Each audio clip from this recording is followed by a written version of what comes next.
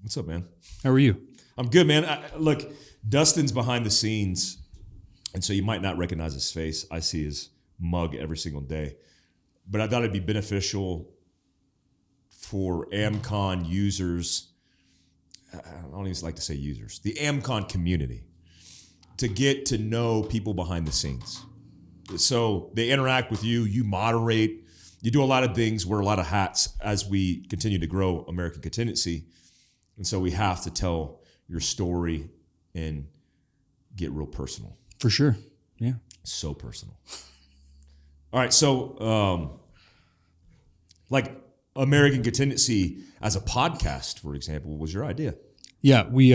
We'd been doing this. I had only been here for a couple of months, and we were doing the shoots here in the studio. And I started thinking, like we have a great community that loves hearing all of the content that we put out as American Contingency, but there's a whole other audience that just doesn't know about us, or if they know about us, they don't want to pay. They're not sure. So we came up with a plan of releasing some of the older episodes, 2 or 3 weeks after we had done them already, and the community got them to allow people to find out more about American Contingency, kind of dispel some of the myths and rumors that are behind the paywall, and just give people the information.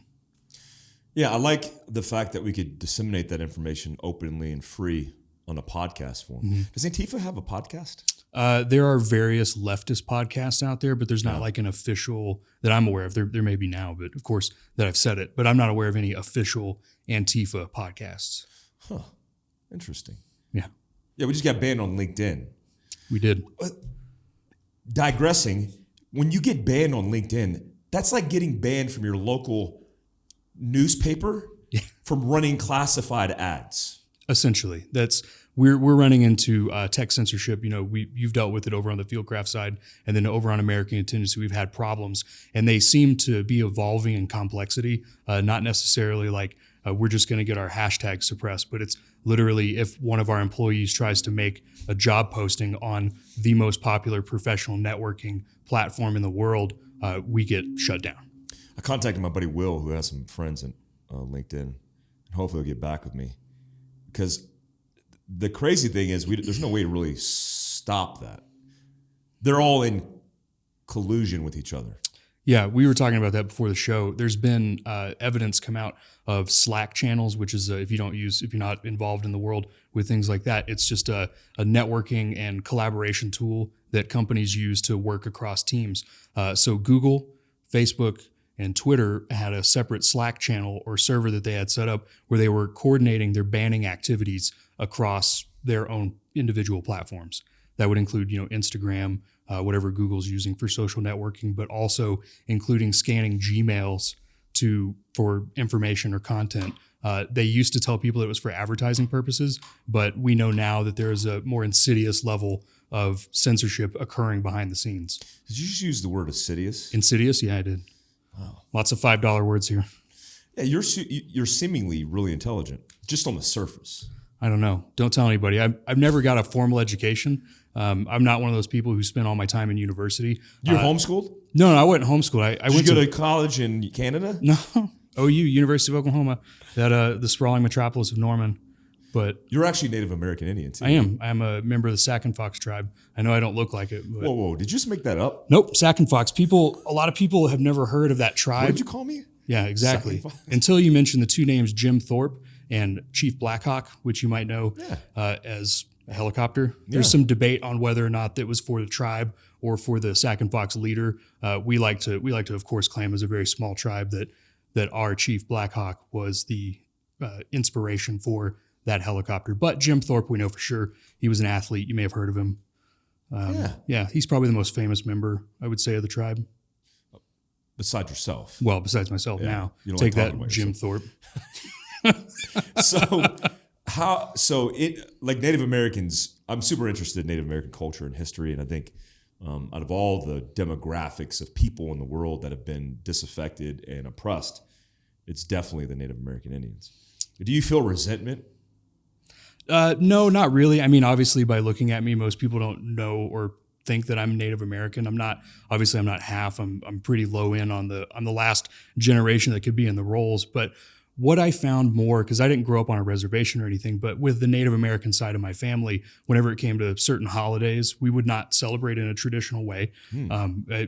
So instead of having turkey and stuffing on Thanksgiving, my grandparents would go get like prime rib and lobster. Nice. Not that I'm complaining, but Yeah. it was just, so there was cultural things that were a little different growing up, but for the most part, like my family kind of understands that, like people aren't going to like it when you say this, but the Native Americans lost. The what became America moved across the continent with impunity, essentially, and there were seditious acts or insidious acts that occurred inside of the Native American community. Like with my tribe in particular, we were one of the last tribes east of the Mississippi.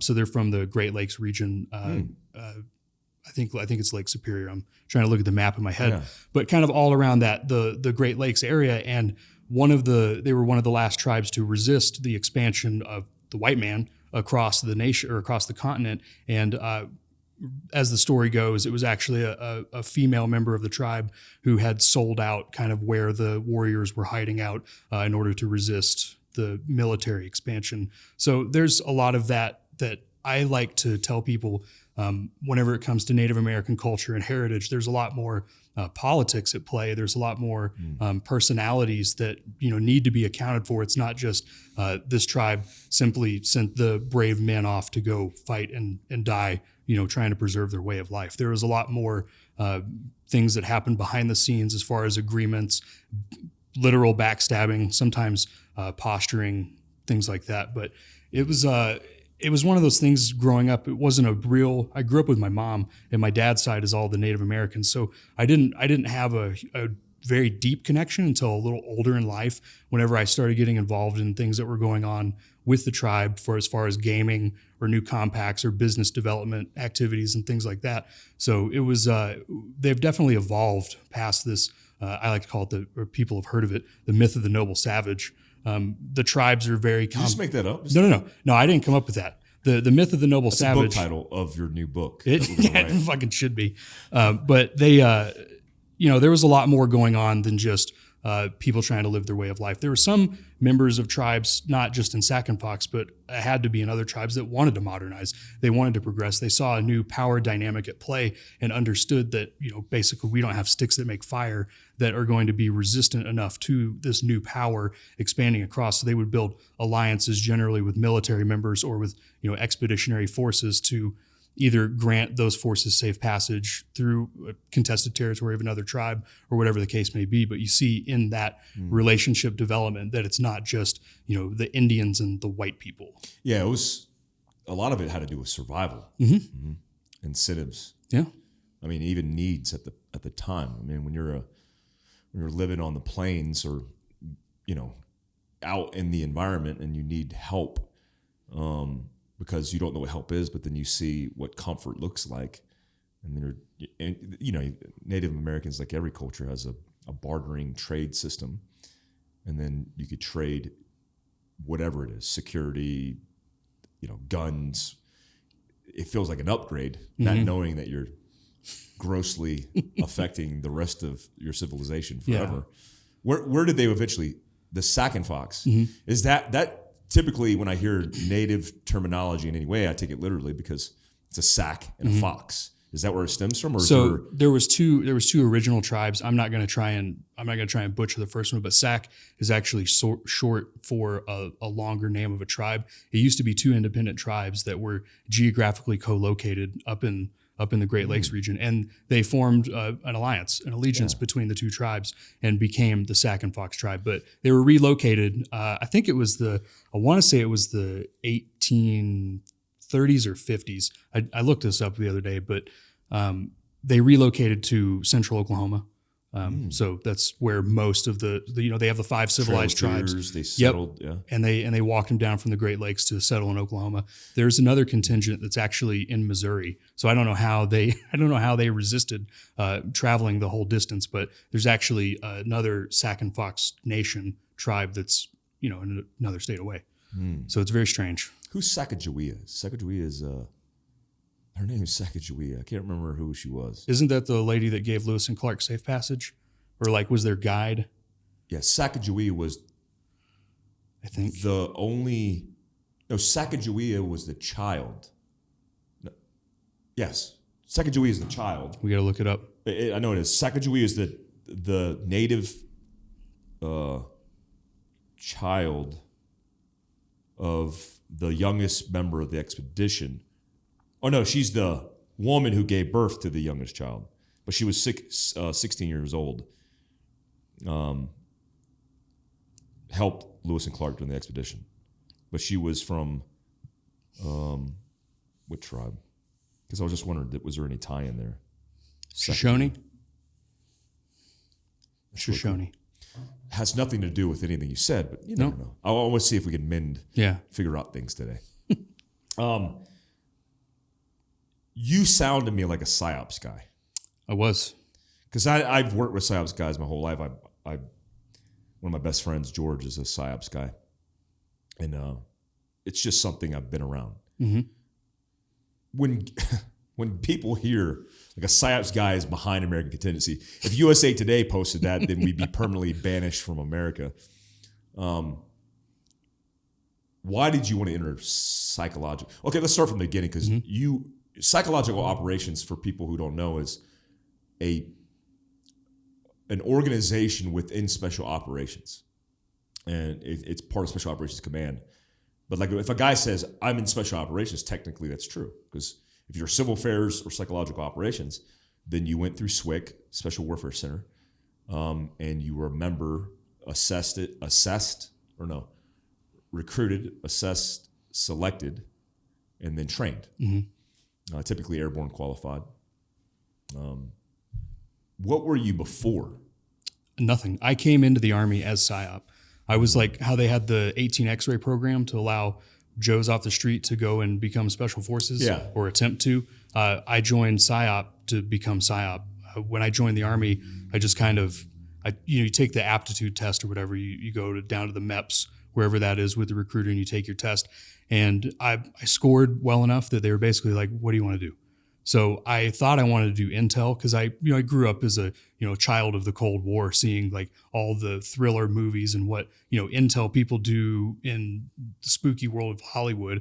Of course, life is nothing like that. Yeah. So kind of doing a little more research and talking to some folks who had been in the military, I was like, well, intel sounds kind of lame. Like, I don't want to just be stuck behind a desk all the time. Like, how do I do something different? They're like, well, try PSYOPs. And I was like, okay, well, what's PSYOPs?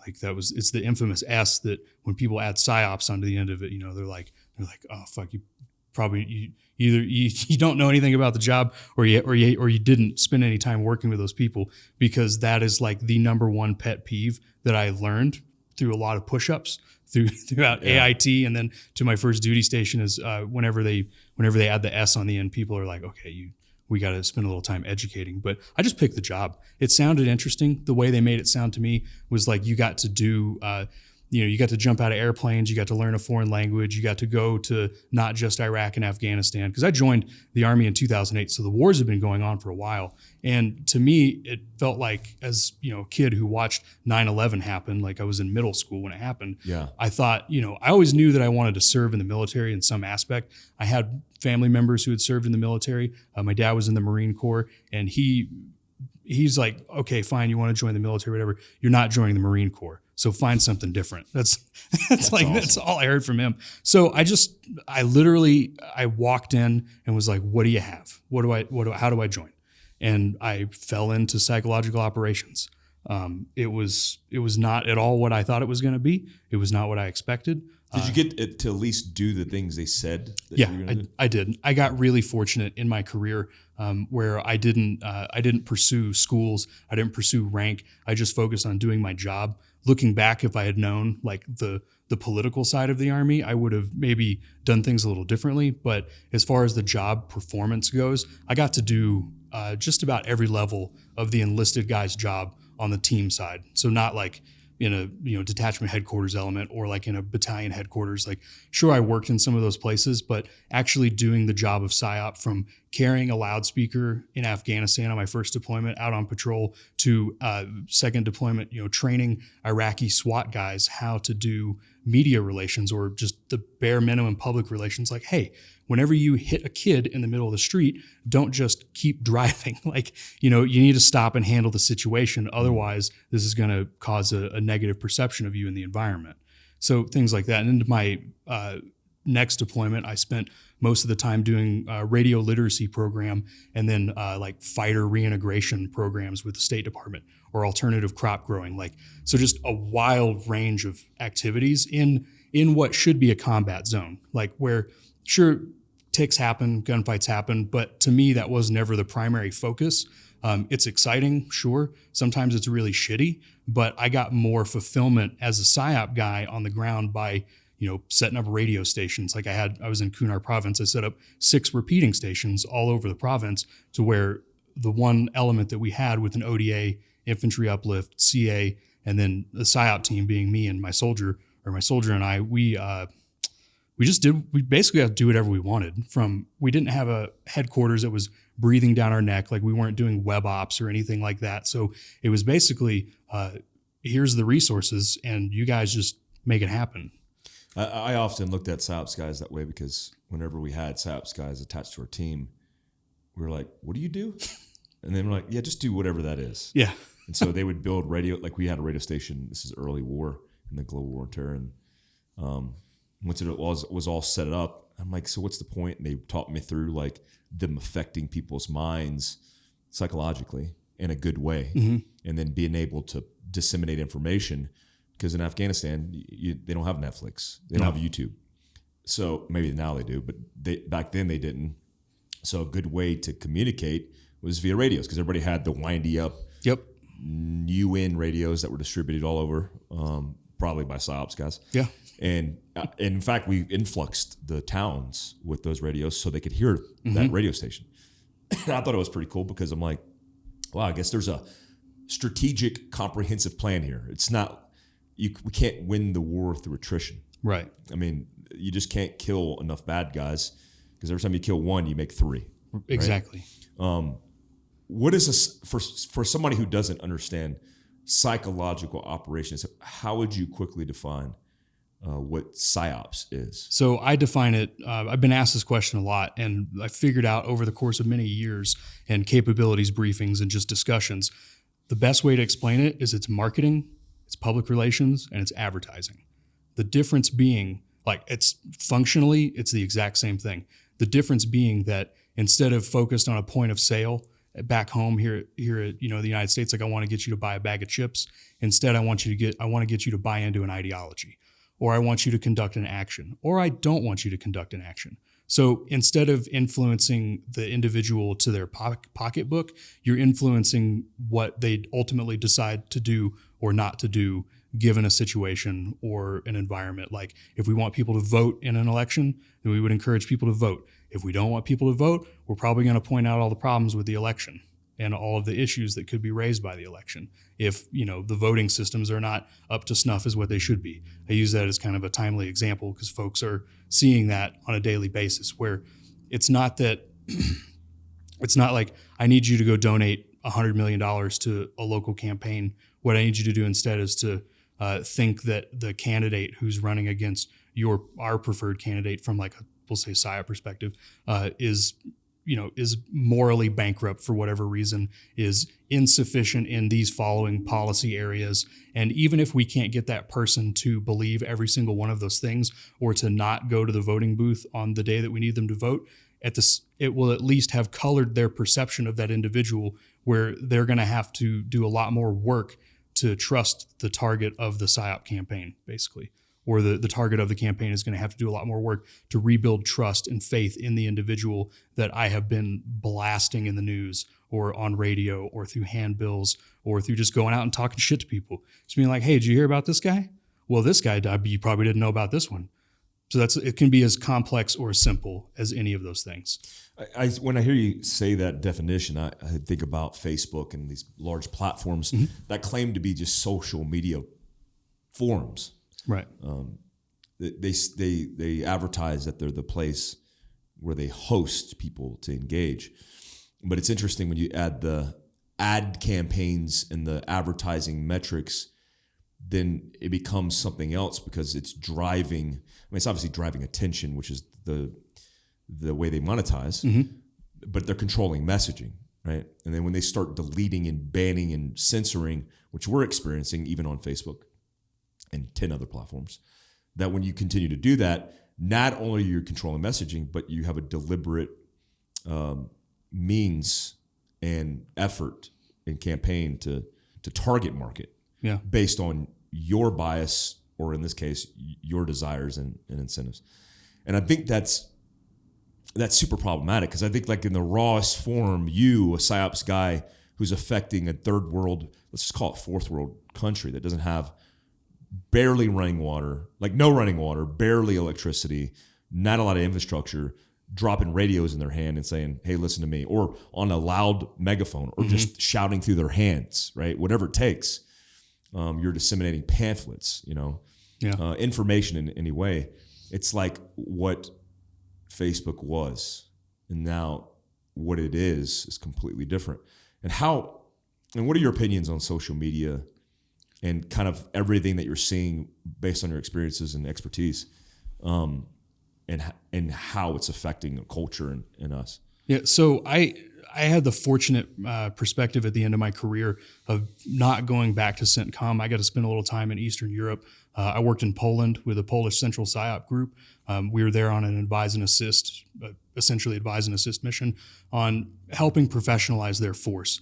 And why I bring that up is because that was in 2016. So for the first 7 months of 2016, essentially I was out of the United States. I was living in Eastern Europe, keeping up with what's going on in America because it was an election year, but also helping out professionalizing the Poles and getting their PSYOP force up to snuff. Like, they're structured very differently than we are. They don't focus on building up each individual member of the team. Like, you work 1 or 2 pay grades up most of the time, especially in special operations. Or you could be expected to then, okay, we need somebody to sweep fucking floors.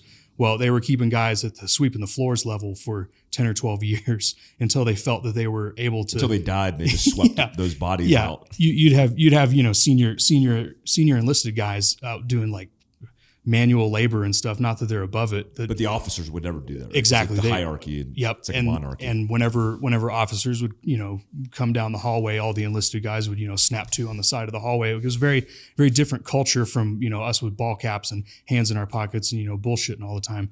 But when I was over there, we got a lot of briefings from our allies, from the Poles, the Latvians, the Lithuanians, the Estonians, and a couple of other countries. And what they were showing us is what had been happening in their countries from a psychological operations perspective over a number of years, decades at this point. It was how far back they were looking at it. And the malign actor, the bad guy in the situation, was the Russians or the Soviets. It's, Soviets then Russians. But it had been primarily the same techniques and styles and targets attacking the history of the country, like literally how they were formed, attacking sports in the country, like whether or not the Latvians are going to be inclusive and allow American NBA players who can't quite make it in the big leagues over here to come play over there.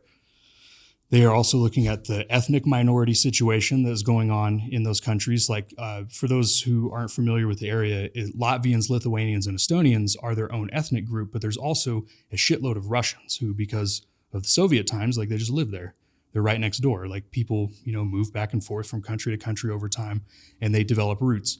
But in those countries, ethnic Russians are not afforded the same civil rights as ethnic Latvians, Lithuanians, or Estonians. Like, they can't vote. You have to speak the local language. Like, you can't speak Russian and get a government job there. So there are valid criticisms, but they wanted to drive divisions between the ethnic groups in those countries. You think of them as, all white people that all look the same, but they'll tell you the differences all day long between a Russian, a Ukrainian, a Pole, somebody from Lithuania. And it's like, okay, guys, we all need to sit down and take a 23andMe. But they told us about these key areas. There was 13 different areas that they were targeting across those cultures. And they showed us how in the 60s and 70s, it was radio, TV. And then it was, radio, TV, satellite. And then it was internet, TV, radio, satellite. And so the methods of influence haven't really changed, but the technologies have changed. So the underlying principle of who's my best messenger, who's gonna be able to deliver this with the most effect, where am I going to be able to see this, or the most people going to be able to see it in order to reach the biggest audience? Are they going to pay attention when they see it? Like if it's just a billboard on the highway, I'm probably going to ignore it. But if it's something that I'm seeing every day on the front page of my newspaper or the top thing on my cell phone every single morning, well, I'm probably going to pay a little more attention to it. So there are, not pseudoscientific, but rudimentary scientific ways of determining what's going to be your best course of action. So I'm sitting in Poland watching all of this happen. I'm like, okay, they're attacking the history of the country. Well, what about the 1619 Project? They're attacking the sports in this country. Well, how come all of a sudden now at the NFL games we have social justice messages plastered across the fields or on the athletes' jerseys or on TV or the commercial breaks or the segments between the commercial breaks? And so I was sitting there watching American culture change dramatically and quickly. And I've only told this to a couple other people. So for everybody in the room, like this is, you've never heard this before. We knew exactly what the targets were in America from a cultural standpoint, i.e., going through universities. It's not just Russians. It's Iran to a certain extent, and then China to a much larger extent. We can talk more about that later. So I was witnessing the flood online of memes. Everybody remembers the great meme war of 2016. Well, we would sit as a PSYOP unit, either back at Bragg or in our forward deployed place in Poland, looking at the memes, like laughing at them because it was obvious they were PSYOP products, right? Like there's a process and a methodology where if you show me a piece of content, I can probably sit there and look at it long enough and tell you, all right, here's who they're trying to talk to. Here's what they're trying to say. Here's, the call to action. It's working backwards from a puzzle, basically just unpacking it. And you can do that with American media too, which is one of the origins of the field is, started in public relations and advertising in the private sector back in I think it was 1950s with a guy named Edward Bernays, who is like the brainchild behind all things influence, advertising, marketing. But we watched it happen. Like I was sitting in my team house in Poland, looking on Facebook, looking on Twitter, looking on VK, which is like Russian Facebook, and looking across cultures and environments to see the same methodology, the same targeting process play out across, Western nations. Essentially, it was a coordinated effort across Western nations. But the biggest consternation and problem that I ran into was our social media companies back here at home were amplifying the efforts, wittingly or otherwise. Like that's not a conversation that I'm qualified to speak on because I'm not a law enforcement guy. But what I can say as a PSYOP guy is that watching Russian memes be generated either independently or by working group on some of the less known platforms like 4chan and 8chan, and there's one other one, but Russian agents were actually working on forums online to get products pre-tested to make sure that people understood what they were trying to say and to get the products refined for another audience so that they would be able to essentially impact the most number of people in the United States. And whenever that content would go from like an underground forum, like an alt-right forum like 4chan or whatever, and then go over onto Facebook, what happened is Facebook, through their own internal biases, like you had mentioned earlier, they developed a 6-pronged mitigation method to shut down essentially conservatives. They had originally envisioned it as a way to keep people from live streaming their suicides. Like that was how the initial feature was developed. But what it turned into was a few technological methods through their code, like literally on their website. Project Veritas is one that leaked all this. Or a guy from there, and they publicized it, called Troll Twilight Zone GK, which is a phrase that they would apply somewhere in the code. I'm not a coder, so it's like, I'm just speaking as understanding the larger situation. And it would keep people, every time you would go live, nobody would see it.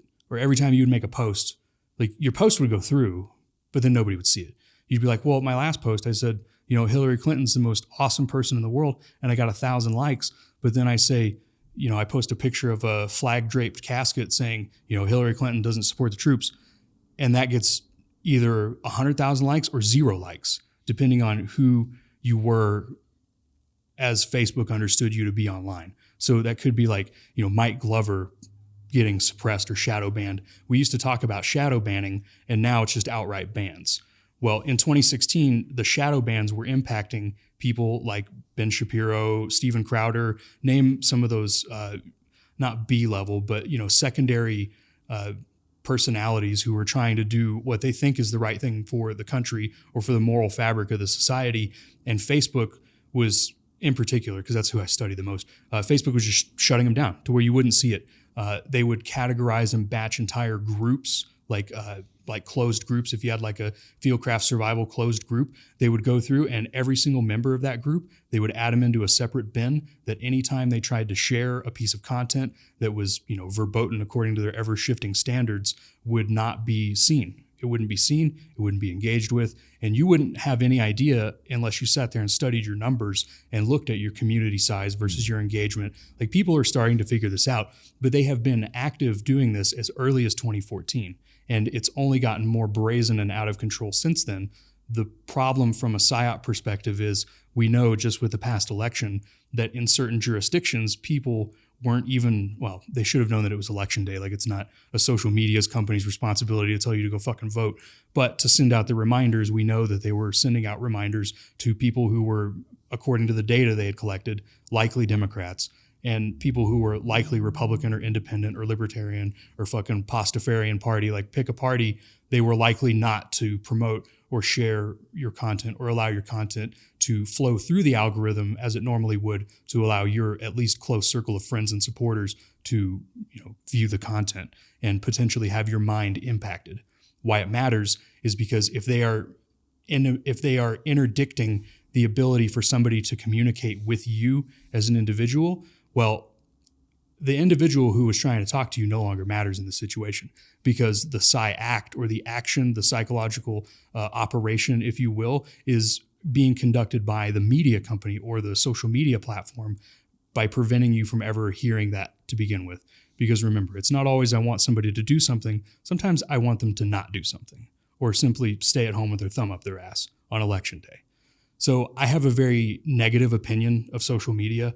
I see from not just like a casual user's perspective, but also from a data science perspective, looking at my own previous, work ventures or projects or whatever the case may be, seeing how if you don't do things exactly the way they want you to do them, you're going to be shut down. And there's nothing you can do about it. There's no, not every individual user has the ability, if they have an up and coming show or program, to just call up Facebook and be like, hey, what the fuck? Why'd you guys do this to me? You're not going to get anything. They'll tell you violated terms of service, and that's it. That was the longest answer in the history of any podcast I've ever done. They get longer. In the history of podcasts. But it was super intelligent. Like, your perspective on it's super cool because, you have experience in like the effects of actually what it leads to and the roads that are leading people to. I think it's interesting because, let me just read this. I'm trying to find this. Where is it at? This is my favorite. So I'm on Sean King because I love to bash this douchebag. Yeah. Because he's a piece of shit. Yeah. Man, I wish that was like the celebrity boxing where you could bring Sean King and me in a ring. Oh man. Yeah, that guy. Okay. I wasn't aware of him until you started talking about this. So this dude, besides the fact that he's white pretending to be black, like that's a different thing. Besides the fact that he takes millions of dollars from African Americans and people and then uses it for his own stuff, like promoting his book and whatever, he's an entrepreneur. This is what he wrote about. There was a post about Kyle Rittenhouse, right? Mm-hmm. And this is the kind of stuff that disturbs me because he's got 3.7 million. So not the best engagement on this post, but this post has 122,000 likes. And it has almost 10,000 comments. The overwhelming majority of those comments are in support of him. Mm-hmm. Right? And he goes, Kyle Rittenhouse, he took an illegally purchased AR-15 to Wisconsin, which I think Illinois is where he derived that weapon from, Illinois to Wisconsin. And if I'm fucked up, I'm sorry. Sometimes I get shit wrong. But it was already determined that they dropped the charges on the Illinois side. Like people were like, they dropped the charges on Colorado. No, they dropped the weapons charge. Mm-hmm. Right? That's right, Heather, right? Okay. Heather's in the room too. So is Chanel. She's over there droning. She tries to sleep with her eyes open. He took an illegally purchased AR-15 to Wisconsin and murdered 2 men and permanently maimed another in Kenosha, Wisconsin. These are his words, obviously. Mm-hmm. He's already out posing for photos. White people raised millions for him. Okay. He's a domestic terrorist, period. Mm-hmm. But also a conservative hero, period. Why? Question mark. Because conservatism is white power. It is domestic terrorism. They are one and the same. So, not in a sense, not figuratively, literally he's calling white people that are conservatives racist and terrorist. Mm-hmm. And he gets bumped up he's verified. Yeah. On this platform. And if you try and flag that post, nothing will happen. Yeah. Nothing will happen. And even when I go to make comments on this post have been limited. Mm-hmm. And then I try to look for like just a couple of, this is bad. Like, hey dude, you're calling white people that are conservatives racist. And my favorite algorithm change is the fact that they put all the people's accounts who have blue check marks first in the order, so you could see them first because mm-hmm. they're better than everybody else in the hierarchy of the society that is Instagram. And then you find massive influencers in those numbers where you read people who are celebrities where you're like, they're basically buying into what he's saying. And so that's my favorite because I cancel them mm-hmm. in my own way.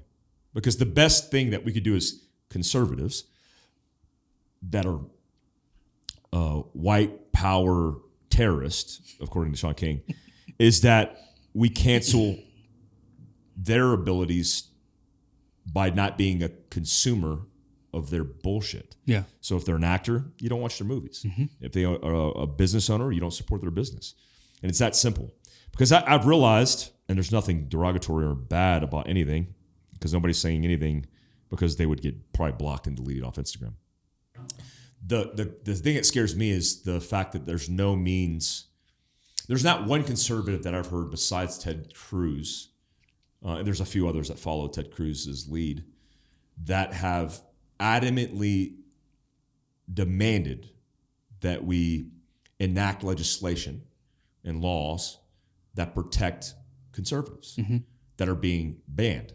Like you said, it used to be shadow banning. Now it's just overt canceling. One of my guys just posted a LinkedIn ad for a position and had his LinkedIn ban him. Forever. So what is the solution? Like, how do you, if there's a counterinsurgency plan to insurgents causing havoc in our country, what is the counter Psyops plan for countering this kind of mismessaging and abuse of power? So you have a couple of options. The number one option that people default to, and I happen to be a big fan of it, is free speech advocate. I'm a free speech advocate through and through. You can say all the horrible things you want to me, until it crosses a line into not protected speech. I believe you need to have more speech. More speech needs to be had between individuals on platforms. But the problem you run into is you're not allowed to conduct speech on these platforms. So you have to come up with new platforms. It's not a perfect situation. It's not a perfect world. But whenever you give people an alternative platform to go on to, they can continue to propagate their message as much as they want. However, getting people to a new platform is, of course, very difficult. So what do you do in the meantime? You stay on the existing platforms you are, the Instagrams, the Facebooks, the Twitters, and you tell people, hey, I'm trying to tell you this, but I can't. Here's where I can tell you what I'm talking about. Here's a 30-second sample. So you either have a competing message as far as a quality of message, like look at PragerU. PragerU and Candace Owens and folks like that who are on Instagram where an organization like ours, American Contingency, will get fucked with all the time right, wrong, or indifferent. It's just a reality of our day. But we're still having an impact. People are getting past the algorithms. It's not, you ran into it before, like where they couldn't search for your name. People are figuring out other ways to find the content. So you know that in the audience or in the user side of these platforms that are targeting people who disagree with them, they are shutting down businesses, they're ruining people's lives.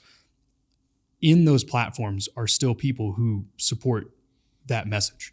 They just haven't left it yet. My wife said to me yesterday, she's like, we're not on Facebook anymore because of some of the really, really terrible things that Facebook has done, not only as a company, but as a corporate steward of the country, as a cultural leader, as to what we think going forward. So we're off the platform. But my wife said, I want to talk to my grandma. I want my grandma to be able to send me pictures and messages. So, I'm thinking about just getting another Facebook and just having a bullshit profile that people can send me messages on. And I'm sympathetic to that because it's very difficult whenever you have so I guess it's been about 15 years that Facebook's been around at this point in various iterations, where you have 15 years of relationships, either virtual or real physical relationships that you maintain through a digital platform. It's really tough. And they know it's tough. Dustin, I have 155,000 friends. Yeah. Just so you know. Yeah. They're friends. And you talk to them every single day. Every day. Yeah. Friends. Why not? I mean, you can manage that number of people, right? Like you have enough hours in the day? Of course. Sure. So on these platforms, it's being able to have a message or an idea that resonates with people, that they are willing to get through or to navigate or wade through the technological limitations to be able to access that message. Is that what we're doing on Locals? Yes, that's exactly what we're doing on Locals. We promote on Instagram. We put out information. Hey, be advised in the following areas. You need to avoid these areas. Okay, well, why the fuck is American Contingency telling me this on Instagram? Well, okay, well, let me go check out American Contingency. Damn, they're keeping me safe over here. What other information are they putting out? And we've had a good number of people who have started, that friends and family members of my own, people who they're like, Dustin, you just moved to Utah? Like, what happened to you? Where'd you go? And I'm like, well, I went to go do this thing. Join this cult called I joined this group out in Utah. And, but we're doing a good job of communicating to people, look, you're only going to get half the story over here. You're only going to get 10% of the information over here.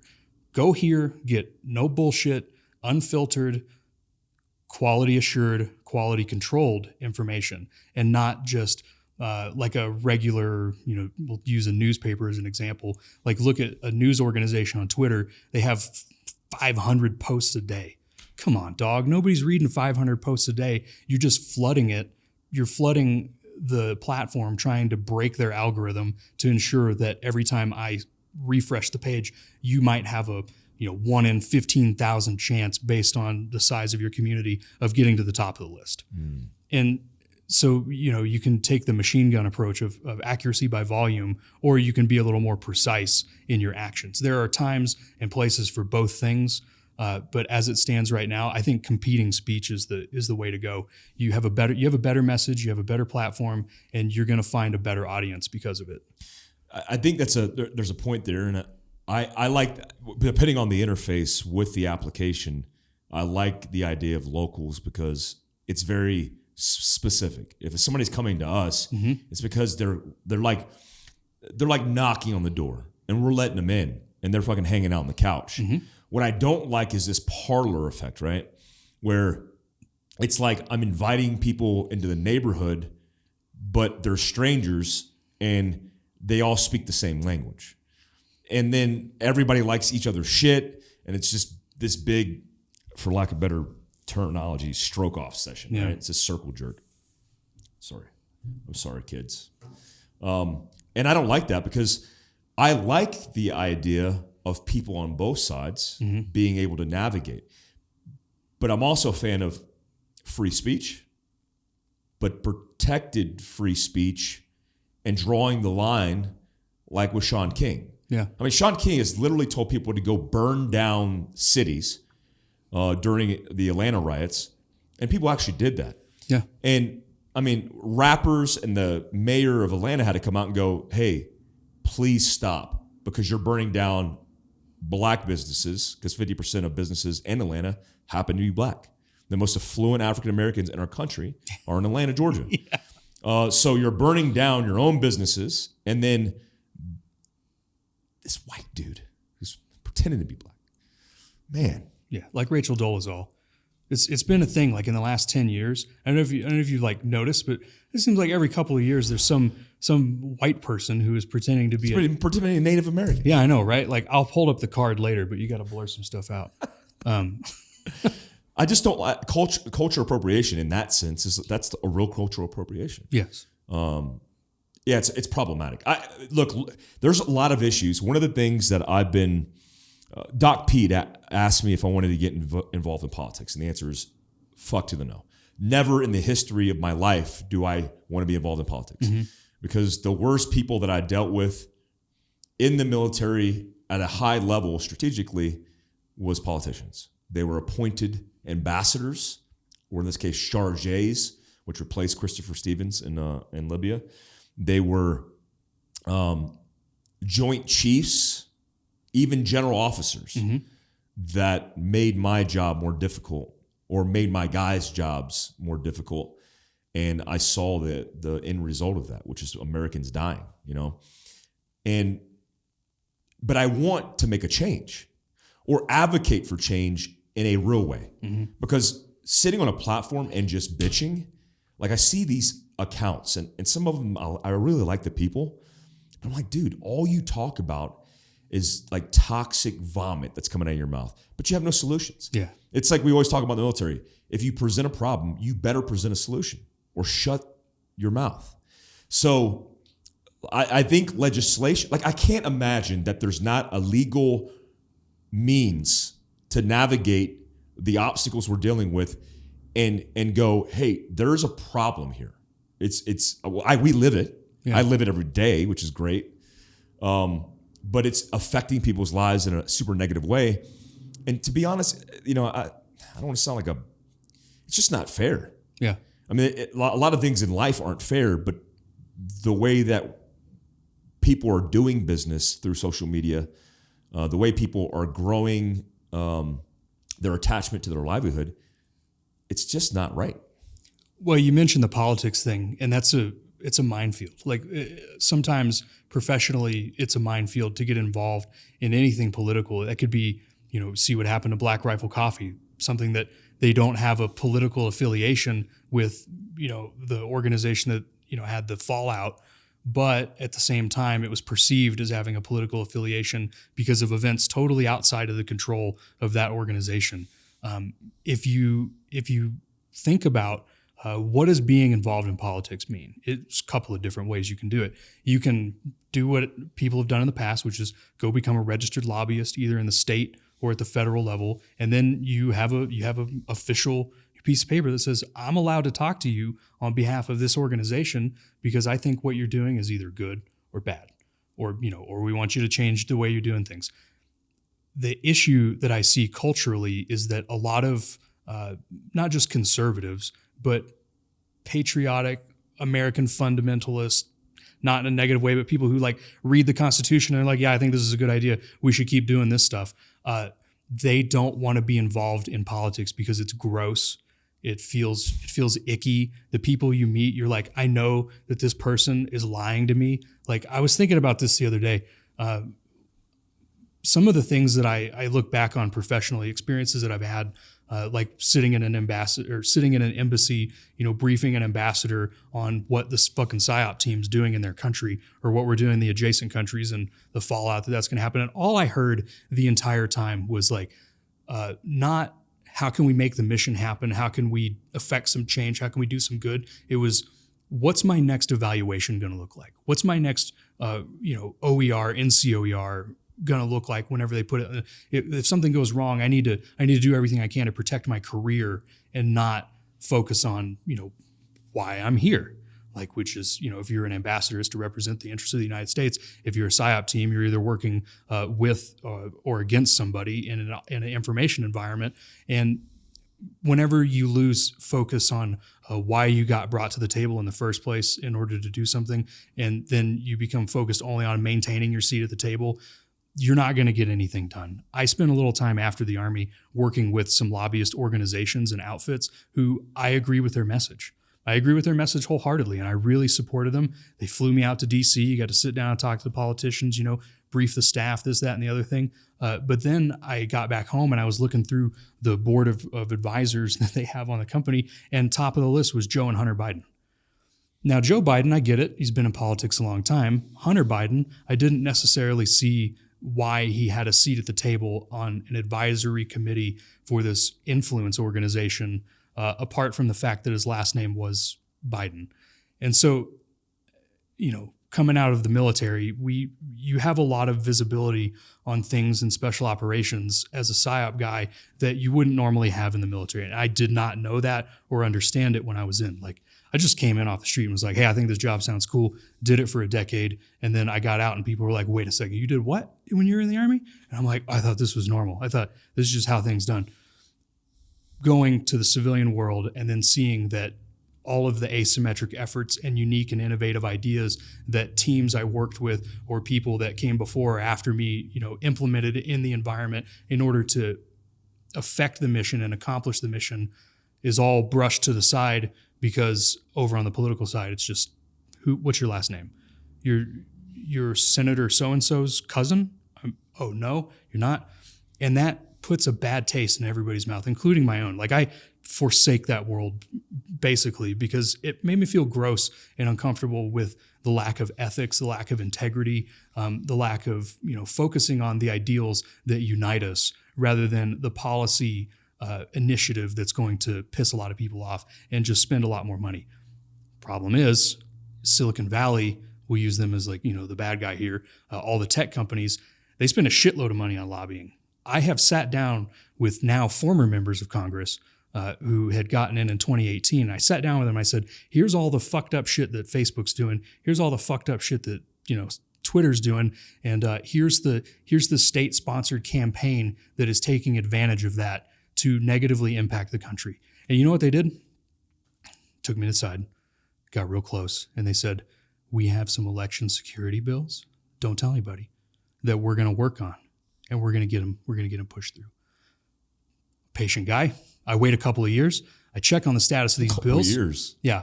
You're super patient. Yeah. All 5 bills had been stuck in committee. No new legislation had been passed to protect the information environment, meaning like what you see on your phone, what you hear on the radio, what you see on TV, or to protect the election system. Straight up didn't happen. And if you don't believe me, I know there's going to be people who are hearing this and they're like, I don't believe that. Go look it up. Google election security bills, and then you can look at what legislation is pending. There's 3 bills in the House and 2 over in the Senate. So basically, I had an elected member of Congress, my congresswoman, just lie to my fucking face about it when I already knew the answer to the question. I knew that they hadn't done anything. I knew that they weren't going to be able to do anything just because of the breakdown of the government. But then also the fact that she was willing to, as somebody who was standing there as a veteran of the military in foreign wars, trying to communicate my concern for the nation from my professional perspective, that, I have a fridge full of dead friends who were killed overseas, that I'm recognizing a problem that is at play here, and they don't care and they lie. And so it makes you not want to engage with politics. But that's only if you're focused on the national level. So media companies spend a ton of money focused on the national level. And then there are individual actors like the Koch, RIP, one of the Koch brothers passed away last year, but the Koch family, George Soros, of course, he's the boogeyman that everyone's afraid of. And then there are other companies or families who are involved in industries that influence state politics. They influence district attorney races. They influence school boards. Now, it's not, of course, going to be the shitty, poor school district in rural Kansas that people are concerned about. It's where's the high-end private schools, where's the high-end public schools, where all the rich people live, like suburbs of Atlanta, suburbs of Dallas. I've been to some of these communities where it's they are communities of color where white people are a minority in the communities, and every house is a $5 million house. So for people to continually ascribe a political leaning or like an economic philosophy to your skin color or to what your perceived skin color is shows a level of ignorance and maliciousness, I think, on the part of the people like Sean King who are making those claims to the degradation of society. Like, it's negatively impacting us if Sean King, who is demonstrably a white guy, according to, I did some digging on this too, according to his birth certificate, I had no idea about all this. And then you start looking at like the pictures of him, and if you take the black and white filter off and you just look at it in true color, you'll see that Sean King and I have oddly similar complexion. Now, what he's done in many of these instances are not protected actions of free speech. Like, I have a legal binder over there full of court cases, either Supreme or district circuit courts, that are concerning the First Amendment. It's fighting words, it's libel, it's defamation, it's all of those things, and the criteria that the individual, plaintiff or defendant has to meet. And Sean King routinely, because now it's like become an interest to me personally, is I just like go down the list and I'm like, yeah, I'm not a lawyer, but this is libelous for the following 5 ways. It's like, okay, how do you demonstrate the harm of this libelous or defamation action? And it's like, well, because a friendly adjacent business just lost, millions of dollars in future or potential business. So there's my demonstrated. Go burn it down to the ground. There's my demonstrated harm. You called them fucking domestic terrorists. Well, a lot of us remember 9/11, and you say the word fucking terrorist, that's going to key people in to a real negative perception, right, wrong, or indifferent, of whoever they're talking about. Sean King, I don't know how, has maintained and managed to have this platform continually, but how do you defeat the Sean Kings of the world? If you're thinking about like the chess match of information, you call him out on his bullshit. You simply invite him on, give him a fair shake, have him, hey bud, come on, explain to me why I am racist. Like, explain to Mike Glover why Mike Glover is a racist, because he thinks that you should be able to defend your property from people who are coming to burn it down at your behest. Yeah, he probably thinks I'm Hispanic because he's got a weird way of identifying and culturally appropriating race. Man, you got a lot of information in that head of yours. Don't tell anyone. It's massive. You can't see the scale on the camera here. We actually had to shrink it down to a micro. We're doing macro shots of his head. Thanks, Mike's, Joey, for screwing that away. He's sitting in the foreground here. I'm like 6 feet back. He's like 6'10", 400 pounds. So this is, Dustin, thanks for the conversation, man. Anytime.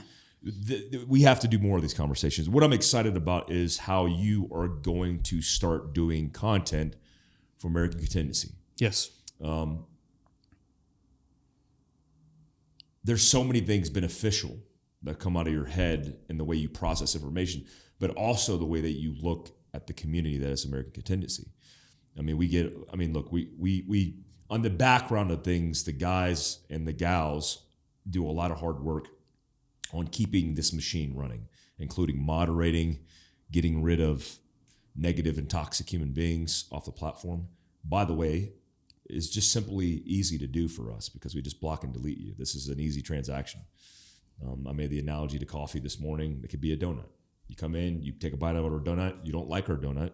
You could spit it out on the counter. We'll allow you to do that, and you could simply leave. No harm, no foul.